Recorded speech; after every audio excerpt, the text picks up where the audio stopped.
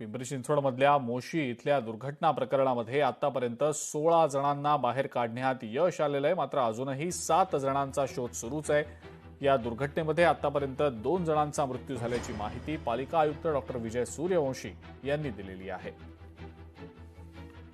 जो भी इंजर्ड है उसके मेडिकल का खर्चा पूरा कंपनी उठाएगी. जिनकी अनफॉर्चुनेट डेथ हुई है उनकी फैमिली में इमीडिएट एक फैमिली मेंबर को फुल टाइम एम्प्लॉयमेंट मिलेगा, फुल टाइम जॉब मिलेगी. जिनके छोटे बच्चे हैं उनको उनके एजुकेशन का खर्चा कंपनी उठाएगी. एंड इसके अलावा कंपनी जो है अपने कंट्रीब्यूशन और जो ग्रुप इंश्योरेंस पॉलिसी जो कंपनी जिसका प्रीमियम कंपनी भरती है उसके बेसिस में 25 लाख पर फॅमिली को प्रोव्हाइड किए जाएगी. आज पण एक आपण व्यक्ती रेस्क्यू केला, परंतु ते पण मृतावस्थेत सापडले. आता 6 लोक, आता अजून 6 व्यक्ती या बिल्डिंगच्या आपल्याला आतमध्ये आहेत आणि एक व्यक्ती जिथे प्रवेश करताना जिथे कचऱ्याचा ढीग आहे तिथे एक व्यक्ती आहे, तिथे पण शोध चालू आहे. आता NDRFने आपण बघताय की सकाळपासून त्यांनी जो वरचा स्लॅब होता तो तोडला, आता खालचा स्लॅब तोडला.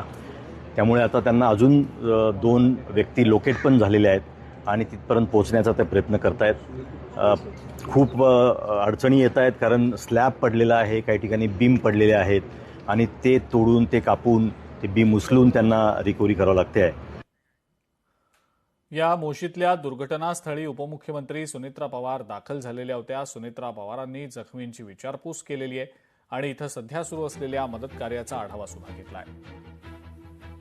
सुनेत्रा पवारांनी जखमींची विचारपूस केली आणि उपचारांसाठी दाखल करण्यात आलेल्या नागरिकांना सर्वोत्तम वैद्यकीय सुविधा उपलब्ध करून देण्याच्या सूचना संबंधित अधिकाऱ्यांना दिलेल्या आहेत. जे कचऱ्याच्या ढिगाखाली जे कामगारांचा मृत्यू झालेला आहे त्यांच्याविषयी मी संवेदना व्यक्त करते माझ्यातर्फे आणि शासनातर्फेही. झालेली घटना अतिशय दुर्दैवी होती. कचऱ्याच्या ढिगातून विषारी वायूचा पण संसर्ग असल्यामुळे त्याला वेळ लागतोय. पावसाचे दिवस असल्यामुळे पाऊसही आहे. या दोन्ही गोष्टीमुळे ह्या गोष्टींना जरासा वेळ लागत होता. त्यामुळे नातेवाईक संतप्त होते, पण त्यांनाही मी आता समजवलेलं आहे.